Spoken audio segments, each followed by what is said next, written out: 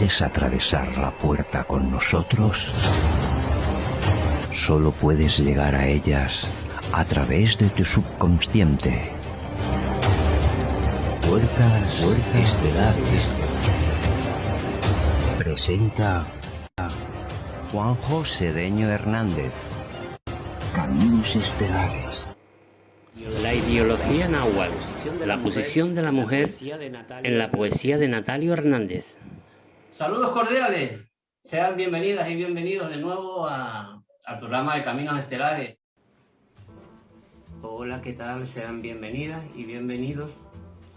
Voy a reeditar este programa que grabamos Iker Sedeño y yo, pues ya hace ya un par de años. Primero grabamos ya hace 4 o 5 años, cuando él estuvo aquí en Tenerife, grabamos en Candelaria Radio, en una pura emisora. Hace unos 2 años grabamos también en este programa que ustedes van a ver ahora, lo he reeditado. Hay unas ciertas informaciones porque antes, bueno, pues estábamos donde estábamos. Iker no está ahora donde él dice que está, porque es un programa pasado. Antiguamente, hace un par de años, estaba, hasta hace muy poquito, en el colegio de Asheville, en Carolina. Ahora se encuentra en Memphis, en el St. George Independent School, en Memphis. Iker Sedeño es graduado por la Universidad de Tennessee en Knoxville. Y ya digo, actualmente vive en la ciudad de Memphis y trabaja como maestro de español. Espero que este programa les guste a quienes lo vayan a ver de nuevo y a los que lo vean por primera vez, porque Iker nos hablará de la ideología náhuatl, muy interesante, y el mundo de la mujer en la poesía de Natalio Hernández, un poeta, aún está entre nosotros, es de Veracruz, y es muy interesante la historia de don Natalio Hernández. Iker nos va a contar todas estas cuestiones y que espero pues que les guste bastante. Ya saben, es un programa grabado, está un poquito reeditado, pero ya les digo desde aquí que Iker actualmente, pues bueno, está en Memphis y no está en Asheville. Sigue ejerciendo de maestro, muy bien, y espero que este programa les encante. Pues nada, desde el mismo sitio, buenas tardes y que ustedes lo pasen bien y sean felices. Hoy tenemos a un amigo, es mi sobrino, Iker Sedeño. Él está en Asheville, desde su propio colegio, es profesor. Él es profesor de lengua castellana y de inglés, e incluso es traductor bilingüe, etcétera, etcétera. Pero vamos a hablar de un tema interesante que hace tiempo lo tocamos, porque él hace 4 años estuvo aquí, en esta isla, nos conocimos, e hicimos un programa cuando estábamos en Candelaria Radio, y vamos a hablar de la ideología náhuatl, y lo que surja sobre el náhuatl, los orígenes del náhuatl, los mayas y los aztecas, etcétera, etcétera. Iker, buenas noches desde Tenerife, buenas noches desde Asheville, buenas tardes en Saltillo. Pues sí, son buenas tardes también aquí, ¿eh? Son las 4:18. Sí, perdón, ya me estaba yo oyendo por los cerros de...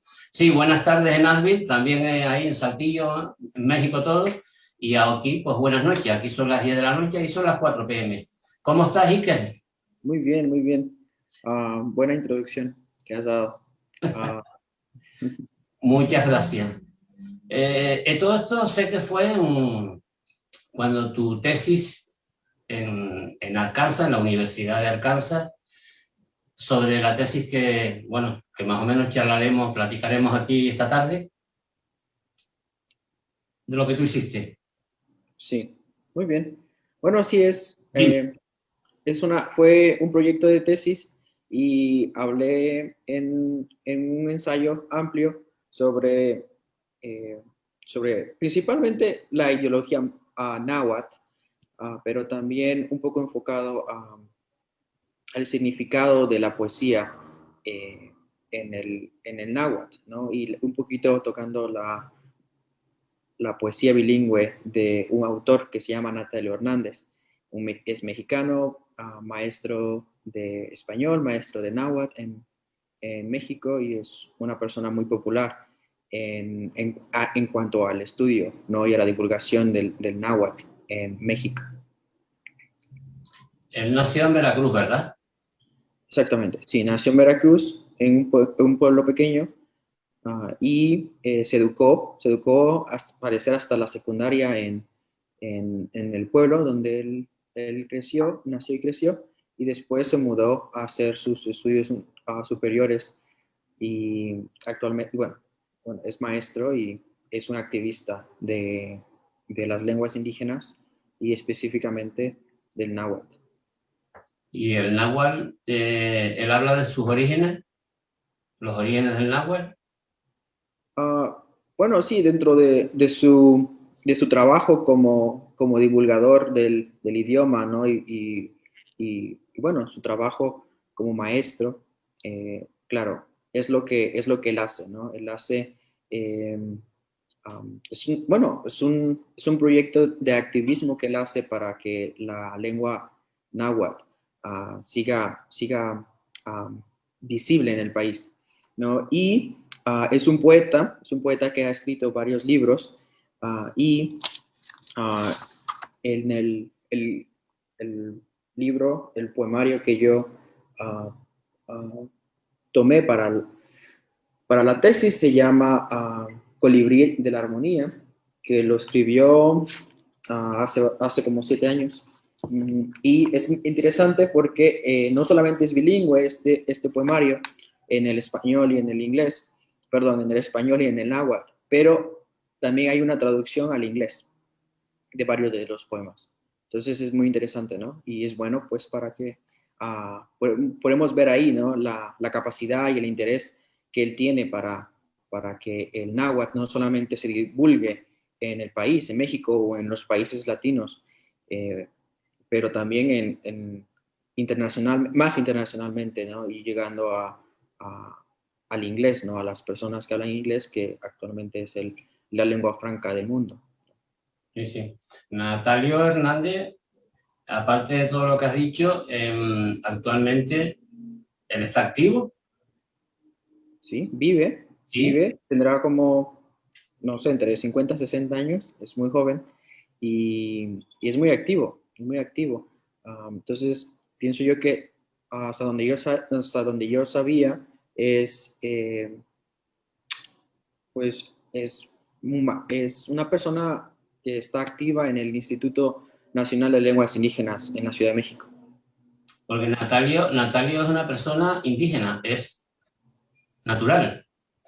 Sí, se puede considerar que es autóctono de una región indígena de Veracruz, ¿no? Y es una región que habla náhuatl, una de las variantes lingüísticas del náhuatl en el país, ¿no? Uh-huh. Comentamos también en aquel tiempo el tema de entre la variación entre los aztecas y los mayas. Yo no lo entendía bien. Sí, ¿no? Claro. No, sí, recuerdo que estábamos un poco confundidos entre la palabra maya y la palabra azteca, ¿no? Entonces, totalmente cosas diferentes, ¿no? Es como decir los griegos y los romanos, ¿no? En Mesoamérica.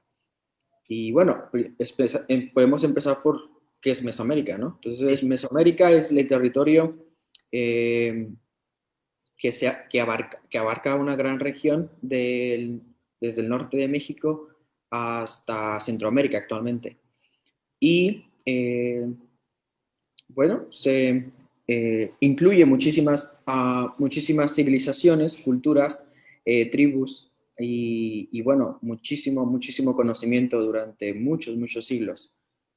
Entonces, pues, y dentro de Mesoamérica, pues más o menos como, no sé, 1500 años antes de Cristo aparecen los mayas, ¿no? Y los toltecas, por ejemplo. Y bueno, como te digo, los mayas son una cultura que sigue vigente, ¿no? Porque la gente todavía en ciertas partes de México y de Centroamérica, específicamente en Guatemala, hablan variantes lingüísticas del maya. Entonces, Ellos surgen como civilización más o menos en el 1500 antes de Cristo, a lo que se le conoce al periodo preclásico de Mesoamérica. Y en contraste con los aztecas, ¿no? Los aztecas son un imperio muy poderoso que surgen como tal después de la fundación de la famosa ciudad de Tenochtitlán, que fue la base del imperio azteca en lo que ahora se conoce, bueno, lo que ahora es la Ciudad de México. Entonces, más o menos en 1325, cuando se dice la historia que una tribu del norte, más o menos de una región de Nayarit, vivían en una isla, se dice, siguiendo una predicción o una profecía de su Dios supremo. Les dice que emigren hacia una región y que se establezcan en el lugar donde ellos encuentren una águila posada en un opal, ¿no? Y curiosamente, la historia nos dice, o la tradición nos dice que ellos encuentran ese símbolo, el águila posada en un opal, en lo que era el lago de... Tenochtitlan. ¿Disculpa? En el lago Tenochtitlan. El lago de lo que ellos era formaron la ciudad de Tenochtitlán, ¿no? Y que fue una ciudad, como lo describen los narradores y cronistas españoles, como una ciudad increíble, ¿no? Bella, hermosa, y llena de tecnología que podría en ese entonces haber sido considerada muy avanzada, ¿no? Por ejemplo, era una ciudad de canales, ¿no? Entonces, y esos canales se formaron gracias a un proceso que los aztecas inventaron, que se llama la chinampa, y que actualmente sigue vigente en el lago, por ejemplo, en México, en el lago de Xochimilco. Entonces son canales que se formaron encima de un lago, y estas chinampas son como una especie de islotes que se fueron agregando al lago, ¿no? Para crear una tierra fértil. Entonces, con ese mismo principio, ¿no? Los fundadores de Tenochtitlán crean la ciudad de Tenochtitlán encima, ¿no? De un lago, ¿no? Entonces es increíble cómo pasa eso. Y actualmente, bueno, ese lago ya está desaparecido por la invasión del terreno de la ciudad, ¿no? Y bueno, se dice, por ejemplo, que la Ciudad de México se hunde unos centímetros, ¿no? Cada año, porque la base de la ciudad está principalmente en el centro histórico de la Ciudad de México, donde está el Zócalo y la Catedral y el Palacio Nacional. Esa región del centro se hunde cada año unos centímetros, porque está encima de un pantano, ¿no? Entonces, y el terreno es muy inestable. Además de que, bueno, hay muchos terremotos, ¿no? Que tú sabrás, y que la audiencia tal vez sabe, todos esos problemas geológicos que tiene la Ciudad de México, ¿no? Pues sí. Pero en fin, entonces es una historia que ya me estoy alargando, pero sí, la pregunta en ese entonces, hace 4 años, tuya fue de qué son los mayas y quiénes son los aztecas, ¿no? Entonces, como te digo, son civilizaciones, culturas, idiomas totalmente distintos, ¿no? Civilizaciones, la civilización maya surgió hace muchísimos siglos, más o menos 1500 antes de Cristo, se desvanecen y se desintegra un poco, por ejemplo, durante los siglos, y cuando llegan los españoles, más o menos cuando llega Hernán Hernán Cortés a lo que se considera México, actualmente los mayas ya no eran una civilización como lo era a 1000 años antes, ¿no? De 1500. Pero siguen estando presentes actualmente, ¿no? Por ejemplo, y como te digo, la lengua maya es una lengua con muchísimas variantes de sí mismas, extendidas por muchas regiones y muchos estados de México y también de Guatemala, ¿no? Y los aztecas, que es el imperio, ¿no? El imperio azteca, que, bueno, tú tienes un poquito más de conocimiento sobre esto, y fue lo que ya te dije, ¿no? La fundación de Tenochtitlán como el inicio de la civilización azteca.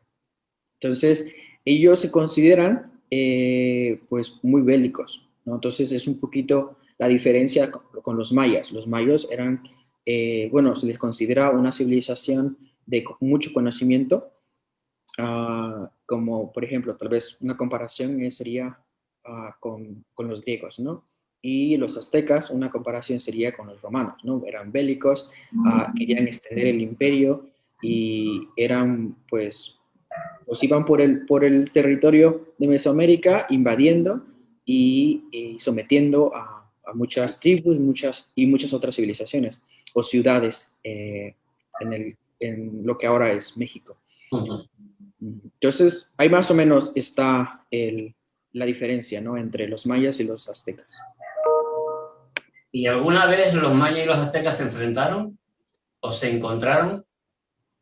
Bueno, pues no es que se hayan enfrentado como una batalla, ¿no? Sí, hubo una claro que hubo interacción, ¿no? Entre ellos, especialmente en el proceso de colonización del imperio azteca, ¿no? A las culturas o a las ciudades que vivían en ese tiempo, más o menos entre del 1300 al 1500,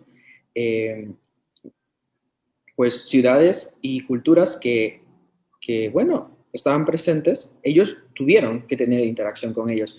Pero en el caso de los mayas, para más o menos de 1300 ya no eran realmente las majestuosas ciudades, ¿no? Que ahora conocemos que están en ruinas, ¿no? Por ejemplo, Chichén Itzá en Yucatán, ¿no? Entonces, para ese entonces, esa ciudad ya no era una ciudad, ya eran ruinas, más o menos en 1500, cuando los españoles llegan. Pero bueno, hay muchas historias, por ejemplo, de la historia, las crónicas de los españoles cuando narran, ¿no? Cómo conquistaron el imperio azteca, y por ejemplo nos cuentan las historias, por ejemplo de Bernal Díaz del Castillo, como estas, por ejemplo, cómo los españoles son ayudados por una mujer muy famosa que es la Malinche, ¿no? Entonces que esta mujer, muy buena, muy hábil en los idiomas, ella llega a las manos de los conquistadores, de Hernán Cortés y de su grupo su ejército, y específicamente ella se le es regalada a uno de sus comandantes, a uno de sus capitanes, no sé, una de las personas importantes del ejército, que tampoco era un ejército grande, ¿no? Pero del grupo armado de Hernán Cortés en ese tiempo. Entonces, esta mujer se le da como regalo a este hombre, ¿no? Pero bueno, se dice que Hernán Cortés era un hombre muy habilidoso, ¿no? Para ver las oportunidades. Entonces, a él se le dio la oportunidad de que esta mujer era una mujer inteligente, que sabía idiomas, ¿no? Que pudo aprender español, ¿no? O castellano muy rápidamente, y la usa, se dice, ¿no? Que la usa como herramienta importante para poder llegar a lo que era Tenochtitlán, y esto ayuda mucho a la caída del imperio, ¿no? Entonces los españoles llegan con Hernán Cortés y, bueno, sabemos en la historia, ¿no? La batalla, ¿no? Uh, que ayuda a la caída del imperio azteca con la invasión de Hernán Cortés. ¿Y esta señora vino con ellos desde dónde? ¿De qué lado era la señora? Repite la pregunta. ¿La señora era azteca o era maya? Ok, bueno, se dice que ella nació en una región de Tabasco, lo que actualmente es Tabasco, que es al sur de Veracruz. Al sur de Veracruz, ¿no? Entonces era de una comunidad muy pequeña, se cree que era noble y en ese entonces, en esa región, ¿no? Los hombres podían tener varias mujeres. Entonces se cree que ella fue hija de una de las esposas de una persona noble de ese pequeño pueblo, ¿no? O esa región de donde ella nació. Entonces, al parecer hubo una rivalidad ahí entre las madres entre la madre de la Malinche con la esposa, ¿no? Otra esposa del noble, y se le es regalada o creo que se les dada a otras personas como esclava, ¿no? Y ella tiene que emigrar o tiene que irse con estos nuevos dueños a la región de actualmente es la península de Yucatán. Y cuando Hernán Cortés llega a la península de Yucatán, bueno, se les dada como regalo a uno de los soldados o capitanes de Hernán Cortés. Entonces, esa más o menos es la historia del origen de la Malinche. Y actualmente, ¿no? Dentro de la geografía mexicana, hay un volcán que se llama La Malinche, ¿no? En el estado de Tlaxcala, que es un volcán muy bonito, pequeño, dentro del anillo de volcanes del centro de México, que está muy cerca de otro volcán que tiene tiene un nombre de mujer, ¿no? Que es el Iztaccíhuatl, que es se le considera como la mujer dormida, ¿no? Y es un volcán muy majestuoso, muy bonito, que, bueno, tus radioescuchas saben mucho, ¿no? de ese volcán. No sé si tú estés familiarizado con ese volcán, que está junto con el volcán más activo de México, que es el Popocatépetl, que se puede ver igual, así como el Iztaccíhuatl de la Ciudad de México, ¿no? Estamos hablando de esta cordillera volcánica de la zona de Tenochtitlán, del centro. Sí. O más bien está hacia Yucatán, hacia el sur. Exactamente. Entonces, estos dos volcanes, el Iztaccíhuatl y el Popocatépetl, son visibles desde la Ciudad de México y están territorialmente, geográficamente, entre tres estados, el estado de Puebla, el estado de Morelos y el estado de México. Entonces están justo en el centro del país, estos dos volcanes, y cerca de Puebla, cerca de estos dos volcanes, cerca de Puebla, y en el estado de Tlaxcala, está la Malinche, ¿no? Que es el otro volcán dentro de este anillo de volcanes. Sí, probablemente lo habré visto cuando aterricé en el Benito Juárez. Había mucha neblina, pero algo bien. Claro, se pueden ver dos volcanes desde el aeropuerto de la Ciudad de México. Se pueden ver el Popocatépetl, que es el volcán con un pico, ¿no? Con una forma de volcán muy típico, y el volcán de la mujer dormida, el Iztaccíhuatl, que tiene una silueta femenina, ¿no? De una mujer acostada en el suelo. Ya. Bueno, pues estamos más o menos metidos en Tenochtitlan. Vamos hacia Yucatán. ¿Quién levantó todo ese complejo histórico, astrofísico y lejano en Yucatán?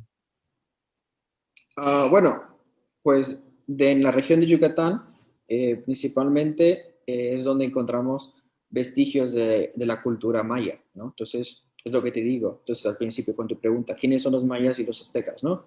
Entonces, bueno, ya sabemos que son civilizaciones totalmente distintas, geográficamente totalmente separadas, ¿no? Entonces, si tú quieres ir de la Ciudad de México a Cancún, por ejemplo, en coche, tienes que manejar por un día entero, ¿no? Entonces, geográficamente son lugares separados y culturalmente lo mismo, ¿no? Entonces, los mayas se les conoce, bueno, principalmente por la gran estructura piramidal, ¿no? La pirámide de Chichén Itzá en Yucatán, ¿no? Entonces, tal vez que es el icono más importante actualmente de México, ¿no? En el mundo, ¿no? Y es parte de los vestigios que la cultura maya nos dejaron. Y, por ejemplo, una cosa muy interesante de los mayas es la invención del cero, ¿no? Entonces, ellos usaban el cero, ¿no? Entonces, que es algo interesantísimo, ¿no? Está bien interesante. ¿Y cómo surgió eso del cero? Yo es que sí lo he escuchado, pero no tengo muy... Pues no te sabría decir porque pues tampoco soy un experto en eso, ¿no? Pero recuerdo, por ejemplo, cuando yo iba a la primaria, nos contaban que el cero, los mayas lo representaban con una concha. Entonces, ¿qué es una concha? Es el caparazón de un molusco, ¿no? Entonces, la concha, que es lo único que sé, ¿no? Actualmente. Sí. Te iba a decir, lo que está en la zona de Yucatán, aparte de las pirámides famosas y todo, hay la tira de construcciones que aún todavía ni se han descubierto, pero sí se sabe y se ha visto, se ha despejado mucho. También un sistema de canales, ¿cómo se llama? Un sistema de canales muy parecido también a Ciudad de México, a Tenochtitlan, en todo el Yucatán. Incluso ¿cómo se llaman los pozos? Lo tenía aquí ahora, pero se me fue. Los cenotes. Los cenotes, hay muchos intercomunicados. Claro. Entonces, geológicamente se cree que, bueno, hace millones de años es donde la región de Yucatán es donde cae el meteorito que se cree terminó con los dinosaurios, ¿no? Entonces, hay muchísimas fotografías que te pueden decir el impacto, que te pueden ilustrar el impacto del meteorito en esa región y actualmente las formaciones geológicas subterráneas en esa región se les conoce como cenotes, ¿no? Que son una serie interconectada de ríos subterráneos con agua fresca, muy bonito, ¿no? Que todos los turistas quieren visitar actualmente en México. Entonces, exactamente. Entonces, pero de ahí viene, ¿no? El origen de esa estructura geológica subterránea en esa región es por el meteorito que acabó con los dinosaurios. Eso dice, bueno, de eso tenemos que hablar también mucho, sobre quién acabó con los dinosaurios, pero bueno, claro. No es ahora quién acabó con los dinosaurios. Hacemos una pequeña pausa, nos relajamos, ponemos la horizontal bien quietita, nos metemos en un cenote para salir en la segunda parte. En otro cenote. Bueno, pues hacemos pausa. Perfecto.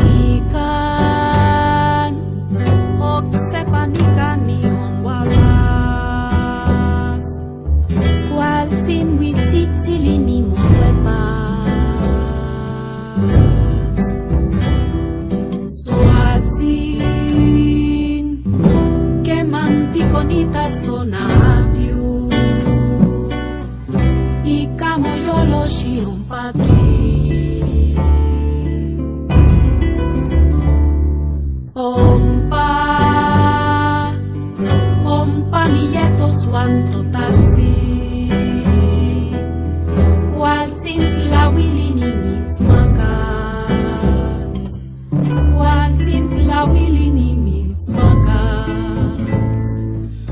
Waltzin tlawilini mitzmakas.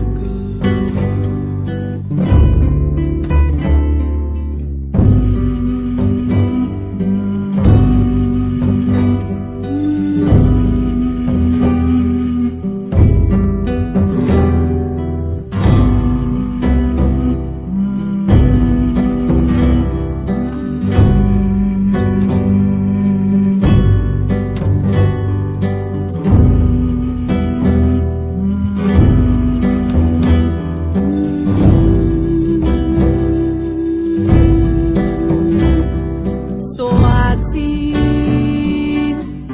que manticonitas tonatiu, y camoyolushi paqui. Pompa, pompa niyetos wantotatzin, waltzin tlawilini mitzmakas, waltzin tlawilini mitzmakas, waltzin tlawilini mitzmakas.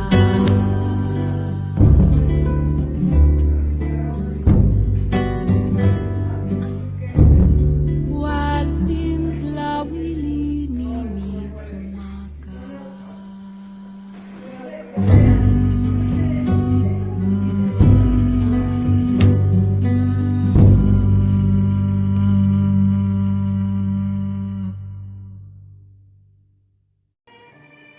Iker Sedeño es graduado por la Universidad de Tennessee en Knoxville.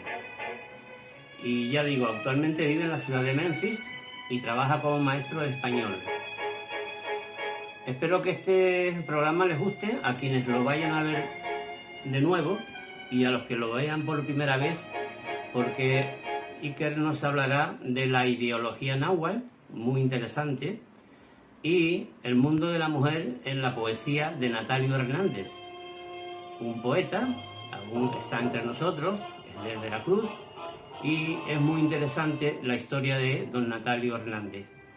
Iker nos va a contar todas estas cuestiones y que espero pues que les guste bastante. Ya saben, es un programa grabado, está un poquito reeditado, pero ya les digo desde aquí que Iker actualmente pues bueno, está en Memphis y no está en Asheville. Sigue ejerciendo de maestro, muy bien, y espero que este programa les encante. Pues nada, desde el mismo sitio, buenas tardes y que ustedes lo pasen bien y sean felices. Y bueno, estamos aquí hablando con mi sobrino Iker Sedeño Gutiérrez. Él está ahora en Asheville School, en la ciudad de Asheville, en Carolina del Norte. Yo estoy en la isla de Santa Cruz de Tenerife, pero en conjunto estamos retransmitiendo desde Catrina Radio, desde Radio Catrina. Y bueno, hablamos un poquito de Tonantzin, de Nuestra Señora, como digo yo, la que me llevó a México. Este libro, el Misterio de Guadalupe, esto me llevó a México. Yo lo digo y lo mantengo, porque es así. Iker, ¿quién es Tonantzin? Bueno, pues Tonantzin es el nombre que se le da en náhuatl a la aparición mariana de la Virgen de Guadalupe, ¿no? Entonces es un ícono nacional y hay mucha gente que aunque no sea católica o cristiana, bueno, tal vez cristiana, no sabe de la presencia y la importancia de este símbolo tan importante para los mexicanos, que es la Virgen de Guadalupe, ¿no? Y bueno, ¿qué nombre tiene realmente Guadalupe con lo antiguo, con lo náhuatl? Bueno, viene de lo que tú mencionas, la palabra Tonantzin, ¿no? Y que, bueno, no te sabría decir qué es lo que significa Tonantzin porque yo no hablo náhuatl. Yo estudio cosas parecidas que, bueno, tienen que ver con el náhuatl, como la poesía, por ejemplo, de Natalio Hernández. Pero bueno, entonces es el nombre que se le da, ¿no? Que Juan Diego, o San Juan Diego actualmente, le da a la imagen, ¿no? O a la aparición, Tonantzin, ¿no? Madre. Es la madre, La significa señora. la madre. Aquí también hay algo parecido, bueno, parecido. Es la patrona de las Islas Canarias. Tú estuviste ahí en Candelaria. Estuvimos en la playa de Candelaria. Y fuimos a la catedral o a la A la iglesia, ¿no? basílica. La basílica. A la basílica. Los antiguos aborígenes de las islas, concretamente de aquí de Tenerife, que fue donde la imagen apareció, en las playas donde tú y yo estuvimos, amontonando callaritos, ¿te acuerdas? Que nos hicimos fotos. Claro. Ahí se apareció la señora, una luz, por eso es la candela, el origen de la palabra, la candela, Candelaria. Pero los antiguos guanches, que así se llamaban los naturales de la isla, los guanches, le decían Chaxiraxi, la señora que sustenta el mundo, algo así parecido, la señora. Ahí Tonantzin también viene a ser algo muy parecido a la señora. Exacto. Sí, entonces es igual, es una aparición mariana, ¿no? Bueno, Mariana significa la Virgen la Virgen María, la Madre de Jesús. Sí, entonces es una aparición y se hace concretamente a una persona, ¿no? Que es a Juan Diego, que actualmente es un santo en la Iglesia Católica, entonces es San Juan Diego. Y se da de una manera muy peculiar, ¿no? Simplemente es una aparición que se le hace en la cima de un pequeño cerro, ¿no? Cerca de la Ciudad de México, o dentro de la Ciudad de México, y se le aparece a este hombre, ¿no? Entonces es una persona indígena que no hablaba español, ¿no? No hablaba castellano, simplemente hablaba náhuatl, ¿no? O bueno, era una persona indígena. Entonces, y bueno, la historia es una historia pues muy visible, ¿no? en la cultura mexicana. Entonces todo el mundo, como te digo, aunque no sean católicos, saben de quién es la Virgen María, ¿no? Perdón, la Virgen de Guadalupe. Sí, entonces, como te decía, es una historia de cuna, ¿no? Todo el mundo sabe la historia. Entonces hay películas sobre Tonantzin, sobre la Virgen de Guadalupe. Y bueno, culturalmente es muy importante en México. Entonces, cada año, con excepción de este año por la famosa pandemia del COVID-19, entonces, pero años de tradición, ¿no? Peregrinaciones de mucha gente de todas las partes del país y del mundo, ¿no? Van a la Basílica de Guadalupe a ver la imagen, ¿no? Exacto. Como te estaba diciendo antes, que no me salió realmente, la madre de aquel que sustenta el mundo, la madre de aquel que sustenta el mundo, eso es Chaxiraxi. Pues algo parecido, pues también con Tonantzin, la señora, seguro que también es la madre de aquel que sustenta el mundo, aunque con diferentes ópticas, pero viene siendo la misma madre. Y entonces, pues, estamos hablando del Cerro del Tepeyac, en el Tepeyac. Antiguamente, vaya usted a saber cómo era el cerrito del Tepeyac, puro campo. Estamos hablando desde la época de antes de la conquista, porque aquí todo fue igual. Cuando el Chaxiraxi le apareció a los pastores guanches en la playa, fue una luz, por eso le dicen la candela, apareció como una luz. Ahí se también, y fue pues antes de la conquista. Ahí también llegó Tonantzin antes de la... Fue después de la conquista. Ahí fue después de la conquista. Sí, es verdad, cierto. Sí, fue después de la conquista, porque ya se había instituido la religión católica en el país, ¿no? Entonces, lo que era la Nueva España. Exacto. Entonces, se aparece en este cerrito, en el Tepeyac, la silueta de la Virgen María a San Juan Diego, y él le dice Tonantzin, ¿no? La madre. Así es. Pues sí, eso es lo que... Y bueno, pues lo que estaba comentando, pues de Tonantzin, Chaxiraxi, cuestiones similares.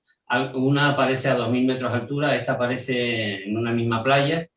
Y bueno, lo mismo. Sí, tenías razón. Ahí estaba ya Juan de Zumárraga, que fue el primer obispo de Tenochtitlan.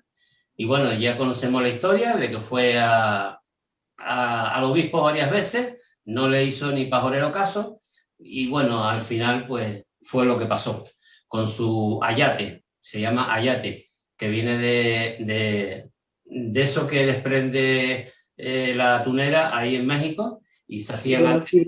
las fibras textiles Exacto, de la planta del maguey, ¿no? el maguey, exactamente.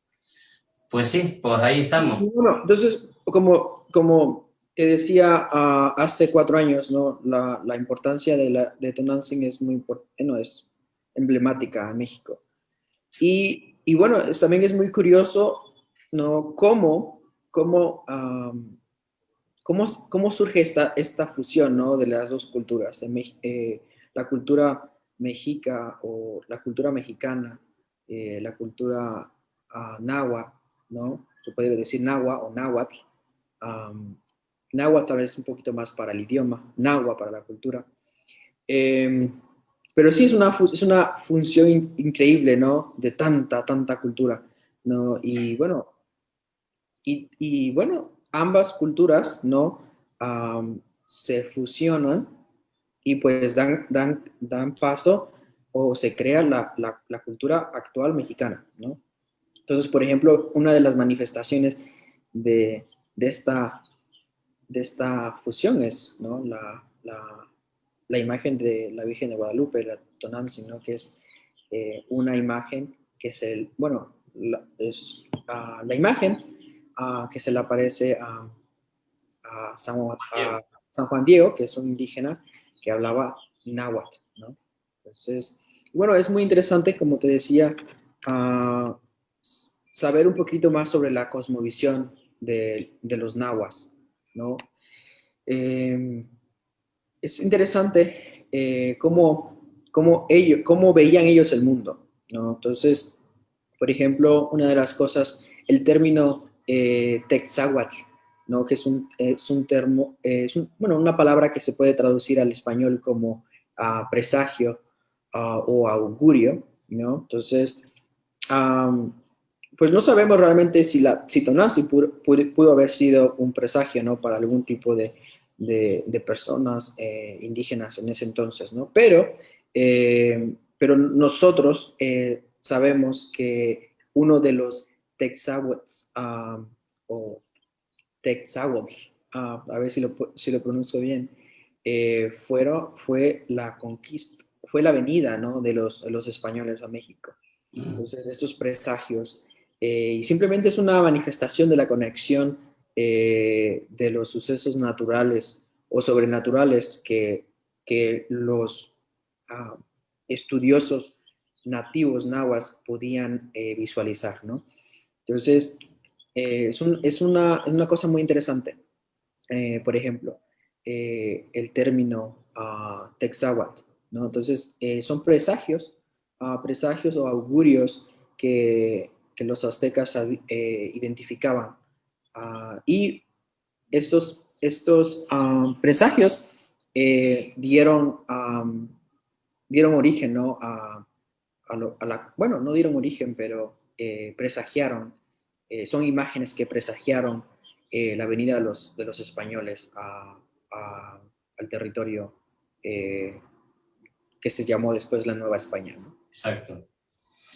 Yo presagio algo ahora mismo, tal vez pronto, lo que pasa que, bueno, pronto aquí es pronto, o pronto en México puede pasar unos meses. Cuando a mí me dicen de ahí ahorita, yo me imagino que van a pasar unos meses, pero yo digo pronto, entre comillas. Vamos a hablar aquí de la señora de Guadalupe, con alguien. Desde ahí, desde Guadalajara, seguro que sí. Ya lo estamos preparando. Pues Iker Cedeño Gutiérrez. Una cosa más, antes de finalizar esta primera intervención tuya aquí desde Radio Catrina, desde Saltillo, desde el corazón de la ciudad de Saltillo, desde la zona antigua, algo que todavía no me queda claro. Los mexicas, los olmecas, aztecas, mayas. Los méxicos, o la cultura mexica, ¿es lo mismo que lo que hemos hablado? Podemos decir que los mexicas son los nahuas también. Ah, vale. Los toltecas son una civilización muy antigua, más o menos como los mayas. Entonces ellos aparecen más o menos en el año 1500 antes de Cristo, cuando, por ejemplo, los mayas se desarrollan, ¿no? O empiezan a desarrollarse en el periodo clásico de Mesoamérica. Entonces, sí, son términos totalmente diferentes, palabras totalmente diferentes, culturas totalmente diferentes. Sí. Pero a ver, ¿qué es lo que... No, estaba queriendo entender una cosa, el mundo de los mexicas, pero ya me lo has dicho, pueden ser los náhuatl. El mundo náhuatl es el mundo mexica. Los aztecas son otra cosa y los mayas son otra cosa. Exactamente. Sí, bueno, los aztecas se le da, es el imperio azteca, ¿no? Entonces es igual la cultura náhuatl. Y después tenemos también la cultura olmeca, los olmecas, que también presagio que pronto vamos a hablar con alguien. También es un primo en común, un sobrino en común desde Veracruz. Vamos a hablar seguramente del mundo olmeca. También presagio eso. Estoy un poco como endiosado hoy. Sí, exactamente. Bueno, los olmecas, por ejemplo, una de las de los vestigios más importantes de la cultura olmeca son estas cabezas, cabezas olmecas, ¿no? Sí. En la región de Tabasco, que se encuentran, ¿no? Son muy, muy famosas. Son estas cabezas de piedra enormes, pesadísimas, y bueno, son cabezas muy robustas, ¿no? De personas. Entonces ellas pertenecen a la cultura olmeca.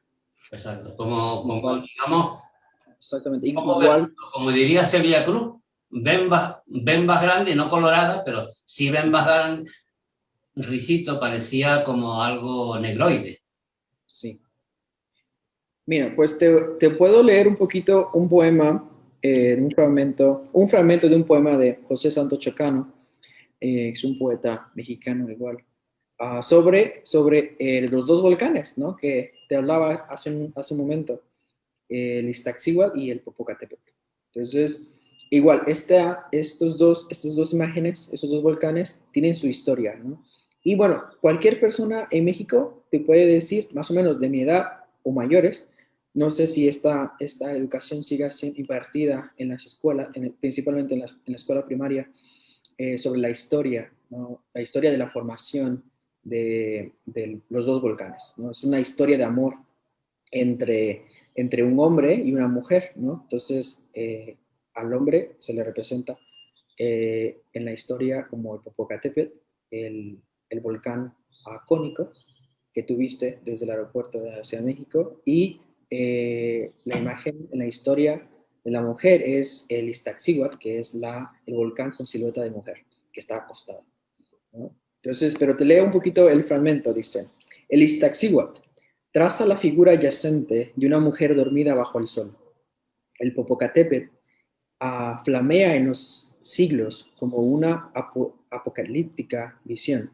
Y estos dos volcanes solemnes tienen una historia de amor digna de ser contada en las complicaciones de una extraordinaria canción, ¿no? Entonces es un fragmento de José Santos Chacano que me gusta mucho.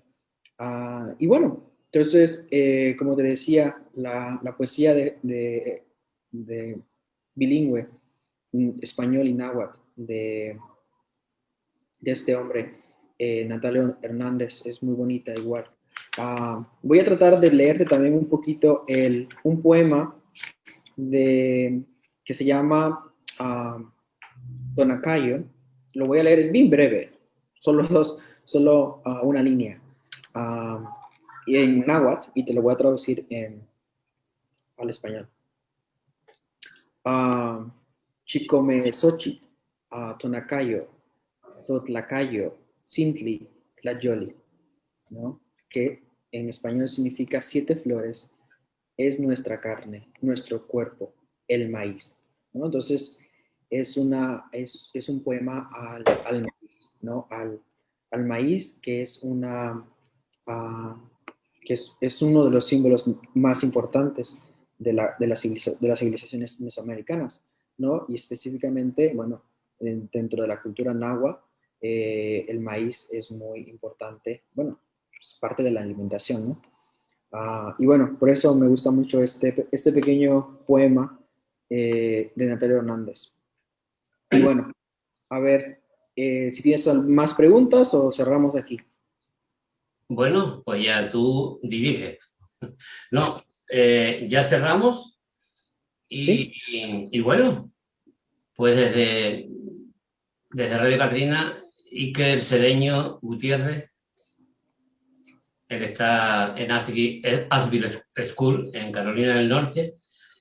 Gracias por esta primera intervención que has tenido, por explicarnos todas estas cosas y bueno, y compartir un poquito de radio, de emisión, de visión para todos nosotros y nosotras. Nos escuchan de todos lados. Pues muchas gracias. Y nada, pues te dejo en tu colegio, que tienes cosas que hacer, tienes a los alumnos esperando y desde aquí, desde la isla, pues nada, a ver si este verano vienes para acá. Claro. Bueno, sí, muchas gracias por la oportunidad para compartir cosas, ¿no?, interesantes de mi cultura, ¿no?, y de la cultura de muchos, ¿no? Porque ¿Sí? Si eres mexicano, te debe de interesar algo, un poquito más sobre los orígenes de las civilizaciones, ¿no?, que estuvieron antes de nosotros, ¿no?, en México. Así es. Así es, pero bueno, pues mucho gusto y esperemos vernos en el verano en Tenerife. Aquí te espero, aquí te esperamos, mi jarocha y yo, para seguir, que sigas viendo la isla y bueno, que estés un rato entre nosotros y aquí hacemos otra cosita en directo. Muy bien, perfecto. Pues nada, pues lo mismo. Gracias Iker, gracias Radio Catrina, gracias a todas y a todos y como siempre digo, quédense pensando y con la fantasía volando. Hasta pronto. ¡Ay, Canaria! La tierra de mis amores, ramo de flores que brotan de la mar.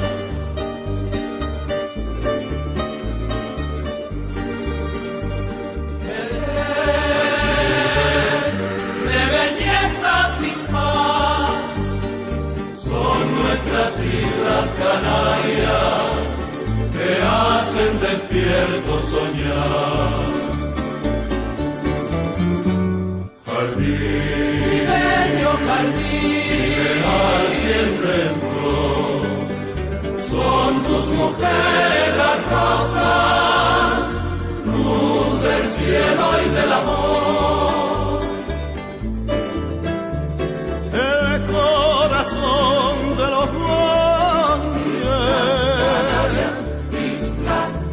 y el murmullo de la brisa, el corazón de los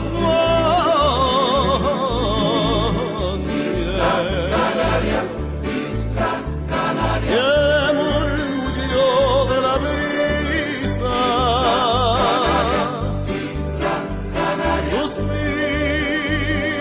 suspiran todos avantes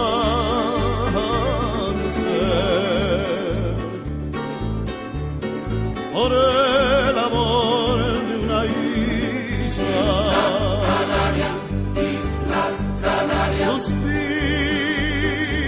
Suspiran todos avantes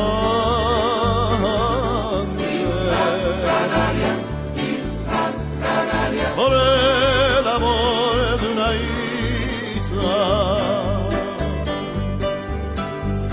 Desde la cumbre bravía